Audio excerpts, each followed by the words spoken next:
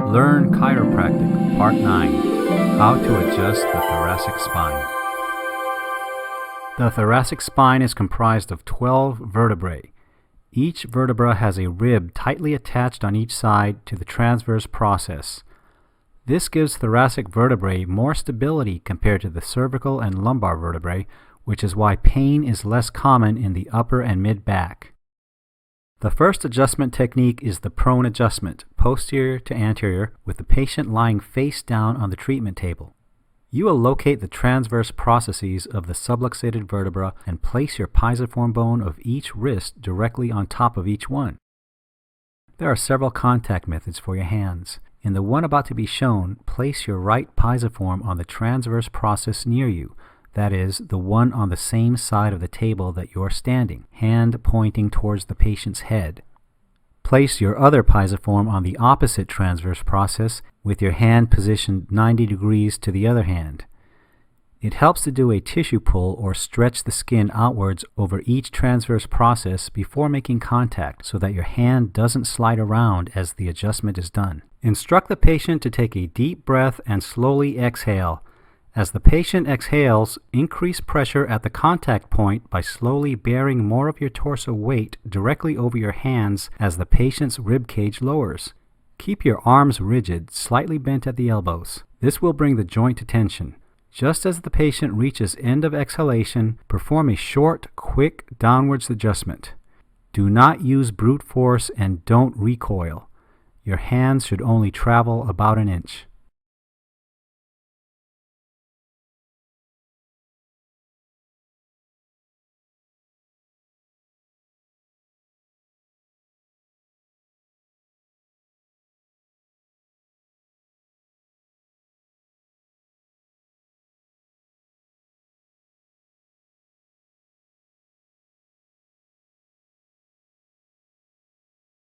Another way to position your hands to adjust a fixated thoracic segment is to place your pisiform bone on either transverse process of the fixated segment. Have the patient inhale, exhale, apply continuous pressure on the way down of the exhalation until the joint gets tension, and then do the quick adjustment.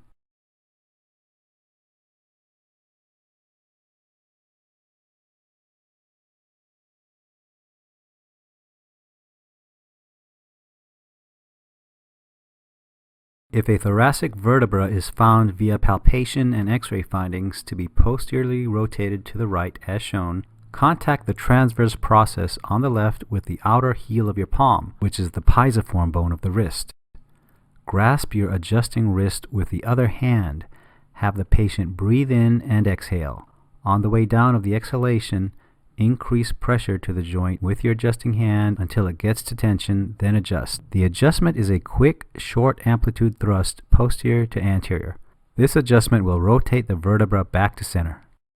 The upper thoracic vertebrae from T1 to T4 can be more challenging to adjust as they have less give. The following technique is effective for adjusting the upper thoracic segments.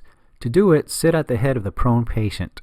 After locating the fixated vertebra, in this example the T2 spinous is subluxated to the right, place your left pisiform on the side of the spinous with your fingers pointed parallel to the spine as shown.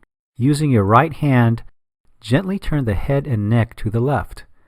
As I am turning the patient's head with my right hand, my left hand is gradually pushing the spinous towards the patient's left. These opposite forces take the joint to tension. When you feel you've reached the joint's barrier to movement, do a quick, short thrust with your left hand, lateral to medial and slightly posterior to anterior. Simultaneously, the right supporting hand pushes the head the opposing direction. Be careful not to over-twist the neck with your supporting hand as you thrust with the right. It should be very imperceptible as you see how I demonstrate.